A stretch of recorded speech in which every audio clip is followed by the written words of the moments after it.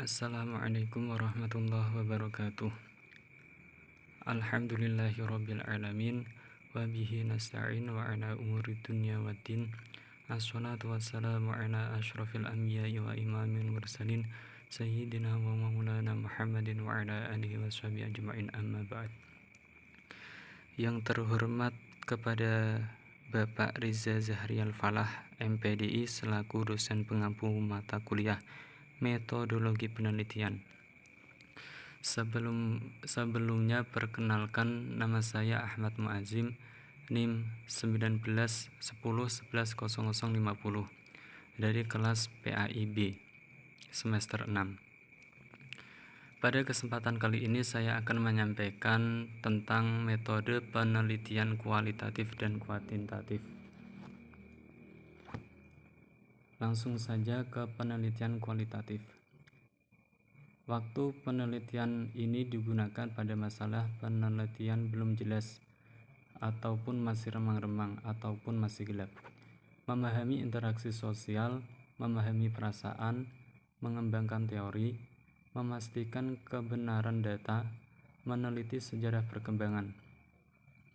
Posisi penelitian ini sendiri yang muncul setelah kuantitatif, muncul setelah maraknya kajian tentang antropologi budaya, bertitik tolak dari paradigma fenomenologis yang objektivitasnya dibangun atau atas rumusan tentang situasi tertentu, sebagaimana yang dihayati individu atau kelompok sosial tertentu.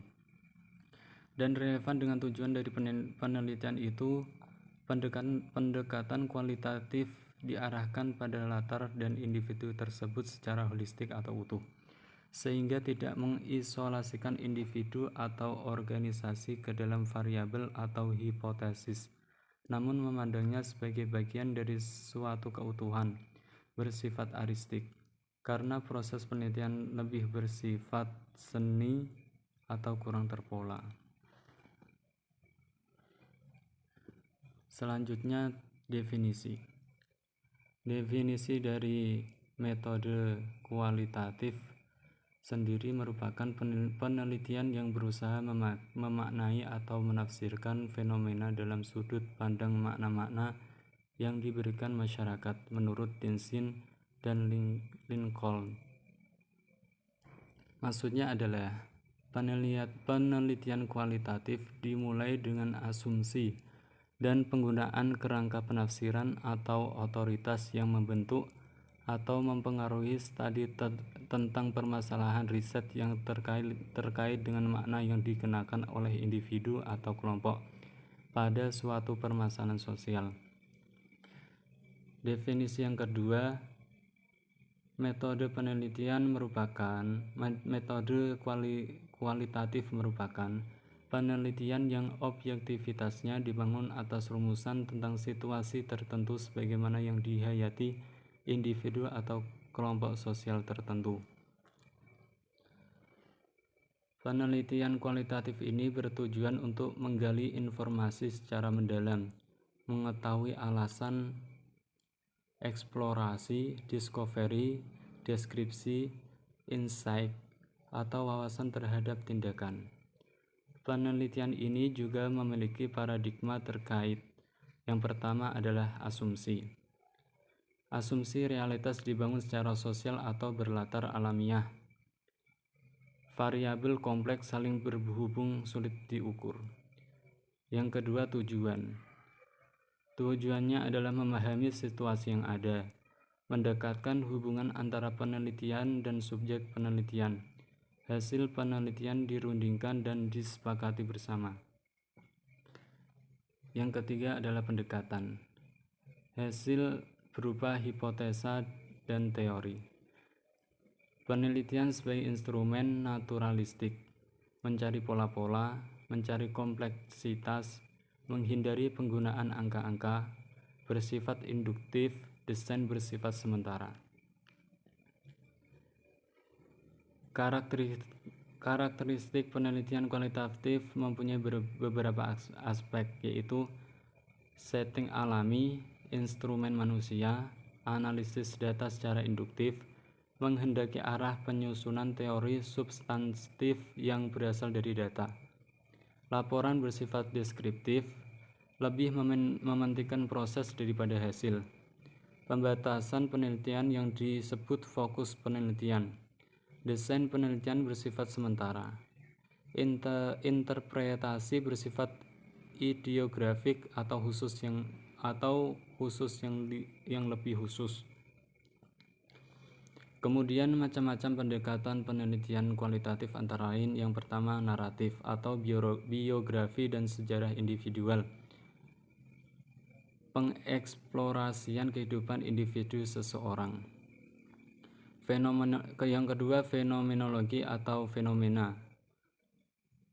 Maksudnya adalah pemahaman esensi pengalaman tentang fenomena.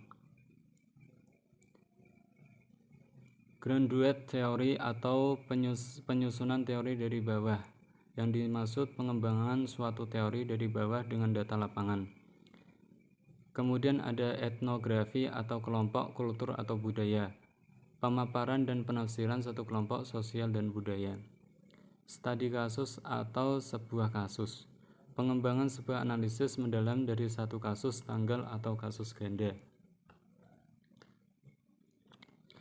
Kemudian di sini naratif merupakan studi yang berfokus pada narasi cerita atau deskripsi tentang serangkaian peristiwa terkait dengan pengalaman manusia. Studi ini mencakup biografi,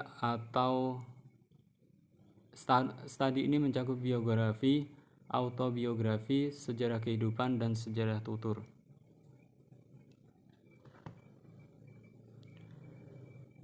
Kemudian fenomenologi.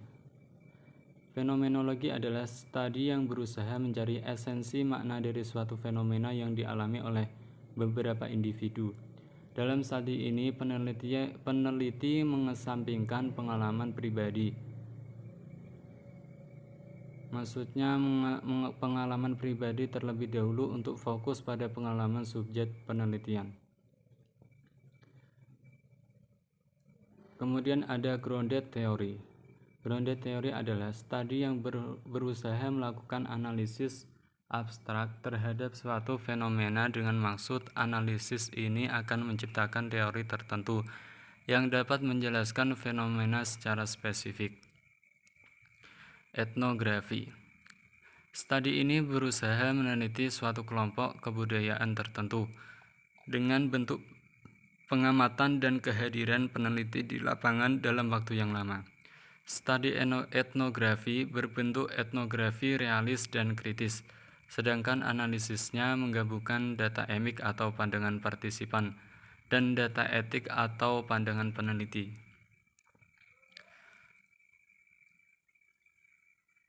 Kemudian studi kasus. Studi kasus adalah studi yang berusaha menelaah kasus tertentu dalam konteks atau setting kehidupan nyata.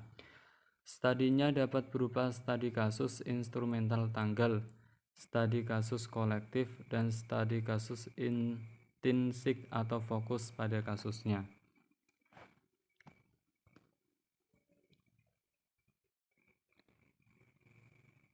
Kemudian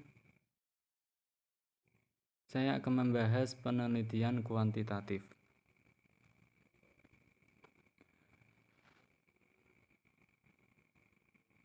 Kapan sih kuantitatif digunakan?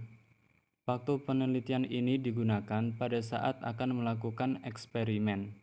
Subjek yang terkait masalah penelitian berjumlah besar, menguji kebenaran suatu teori, memodifikasi perilaku subjek. Posisi penelitian kuantitatif. Penelitian tradisional populer sejak abad 19 hingga abad 20. Awalnya lebih populer digunakan untuk ilmu alam.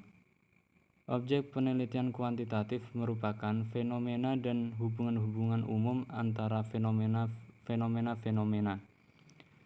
Sumber pengetahuan yang paling utama adalah fakta yang sudah pernah terjadi dan lebih khusus lagi hal-hal yang dapat ditangkap oleh panca indera. Klaim pengetahuan post-positivisme berbasis instrumen atau pernyataan tertutup. Interpretasi statistik. Kemudian definisinya, Metode kuantitatif adalah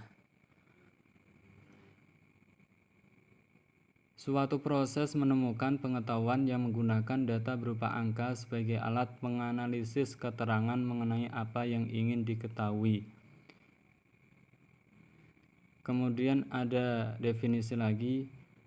Pendekatan kuantitatif memusatkan perhatian pada gejala-gejala yang mempunyai karakteristik tertentu di dalam kehidupan manusia yang dinamakan sebagai variabel.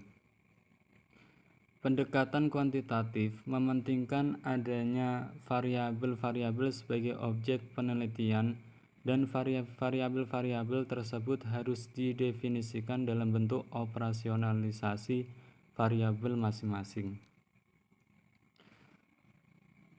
Tujuan penelitian kuantitatif ini mempunyai beberapa macam, yaitu menguji teori dan memverifikasi teori, eksplanasi, mengidentifikasi dan menghubungkan variabel-variabel dalam rumusan masalah dan hipotesis penelitian, menjelaskan sebab dari perubahan-perubahan yang terukur dalam fakta sosial, generalisasi dan abstraksi. Penelitian kuantitatif mempunyai beberapa karakteristik, yaitu menggunakan data berupa angka yang merupakan hasil dari perhitungan dan pengukuran. Hipotesis mempunyai posisi yang sangat penting. Pengolahan data menggunakan analisis statistik, mengandalkan instrumen penelitian, berorientasi pada produk atau hasil. Proses penelitian mengikuti prosedur yang telah direncanakan. Kemudian menghindari hal-hal yang bersifat subjektif. Penelitian menempatkan diri secara terpisah dengan objek penelitian, dalam arti dirinya tidak terlibat secara emosional dengan subjek penelitian. Desain penelitian. Jenis-jenis eksperimen. Ada jenis pra-eksperimental atau pra-eksperimental design. Kemudian eksperimen sebenarnya atau disebut dengan true experimental design. Kemudian yang terakhir ada eksperimental semu atau quasi experimental design. Kemudian ada lagi desain faktorial atau factorial design.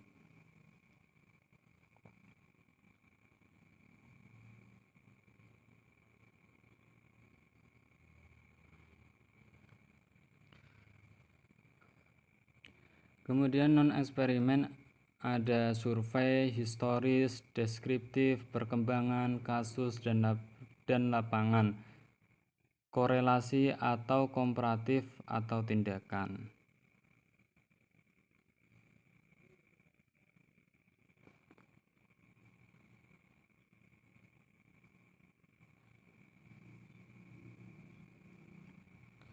Kemudian eksperimen di sini mempunyai pengertian, yaitu sebagai metode penelitian yang digunakan untuk mencari pengaruh perlakuan tertentu terhadap yang lain dalam kondisi yang terkendalikan. Sedangkan penelitian non-eksperimen adalah penelitian yang dilakukan terhadap sejumlah ciri atau variabel subjek penelitian menurut keadaan apa adanya tanpa ada manipulasi intervensi peneliti. Kemudian pra-eksperimental atau pra-eksperimental design. Desain ini menggunakan desain penelitian eksperimental pada umumnya, namun tidak menggunakan kelompok kontrol.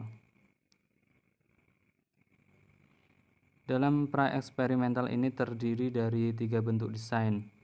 Yang pertama studi satu tembakan atau post-test. Yang kedua desain satu grup post-test. Yang ketiga desain kelompok tunggal dengan rangkaian waktu. Di sini studi satu tembakan. Contohnya, yang pertama post-test berarti ada post-test saja. Yang dinamakan post-test adalah latihan yang dilakukan setelah kegiatan tersebut. Contohnya, X adanya perlakuan. 01 berarti tesnya 1 kali. Kemudian desain satu grup pretest dan posttest. Pretest berarti 01 itu sebelum tes dan 02 itu sudah tes dan seterusnya. Eksperimen sebenarnya atau true experiment design. Desain ini merupakan desain penelitian eksperimental pada umumnya dengan bentuk kelompok eksperimen dan kelompok kontrol. Terdiri dari 3 bentuk desain. Yang pertama, desain kelompok kontrol pre-test post-test. Yang kedua, desain kelompok kontrol hanya post-test. Yang ketiga, desain Solomon 4 kelompok. Eksperimen semu atau disebut dengan juga quasi experimental design. Desain ini menggunakan desain penelitian eksperimental pada umumnya dengan bentuk kelompok eksperimen dan kelompok kontrol. Perbedaan dengan eksperimen sebenarnya atau pada randomisasi subjek eksperimen. Ini terdiri dari 4 bentuk desain. Yang pertama, terdiri dari 3 desain. Yang pertama, desain kelompok kontrol post-test, pre-test, post-test. Yang kedua, desain rangkaian waktu dengan kelompok kontrol. Yang ketiga, desain counterbalancy. Kemudian desain faktorial. Desain ini melibatkan 2 atau lebih variabel bebas dan sekurangnya satu yang diatur atau ditentukan oleh peneliti. Desain ini merupakan elaborasi dari desain eksperimen sebenarnya. Istilah faktorial mengacu pada fakta bahwa desain tersebut melibatkan beberapa faktor. Setiap faktor memiliki 2 atau lebih tingkatan. Seperti faktor metode pengajaran memiliki 2 tingkatan karena memiliki 2 jenis pengajaran. Misal 90 menit dan 80 menit.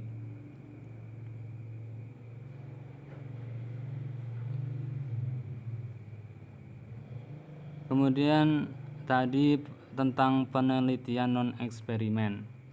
Kan ada survei, historis, deskripsi, perkembangan. Lah ini ada pengertiannya.